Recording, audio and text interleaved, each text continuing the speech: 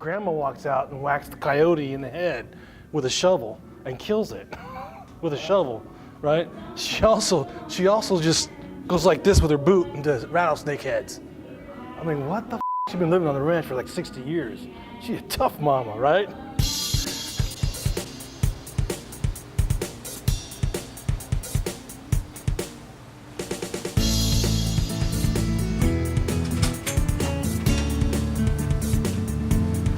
I've been influenced by some of the great masters and some unknown masters, like the caves of Lascaux and the Japanese printmakers. And painting's much more than just, it's become much more than just painting. It's a meditative lifestyle almost. You know, I was a kid and I used to draw a lot. My grandmother was an artist, and then all of a sudden I was in high school, and then next thing you know, I was playing football. There was nothing. There was nowhere for art. You know, I was always on a football field. When I became a senior, I realized that high school was over, so was athletics for me, pretty much. The interesting thing about me in this space, in this gallery in particular, is the fact that I used to live here back in the 90s when I first started painting. And I was renting it from the father of the gentleman that's running it now. And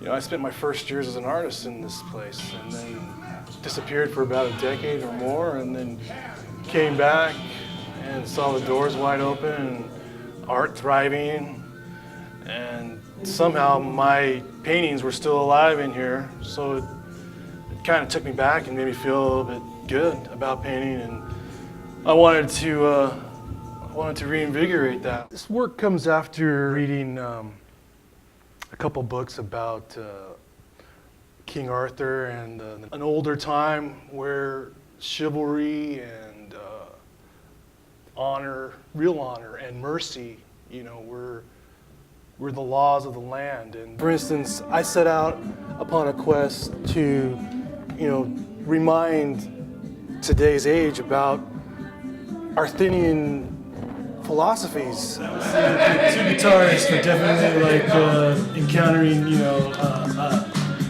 I would say an enemy knight upon the road to my own quest's fulfillment, and then having to just allow them to be, you know, confrontational for sure, but artistically confrontational.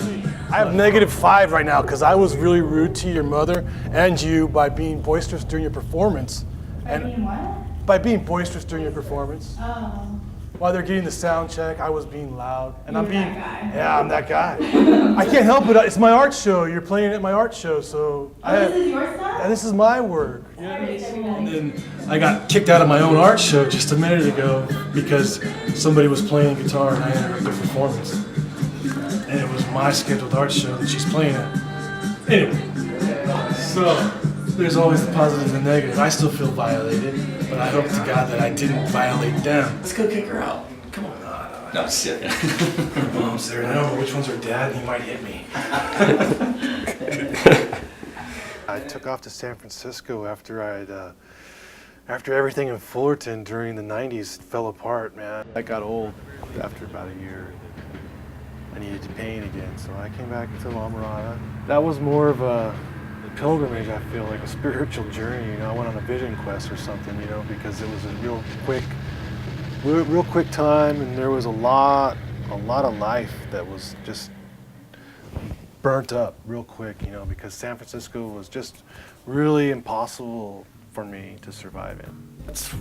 That's why I'm kind of where I'm at, you know. I really don't want to strive out and get represented by an agent or have that great fame, because painting is really pure for me, you know. It's a pure artistic process. And I sold that one right there too. For a lot of money. I did. I got good money for that one. Get the out of here! Yeah, dude. I hate you. You just sold a painting for $2 grand. If you were to pick up a brush, man, and start painting, you'd actually start to realize what it is to be at peace.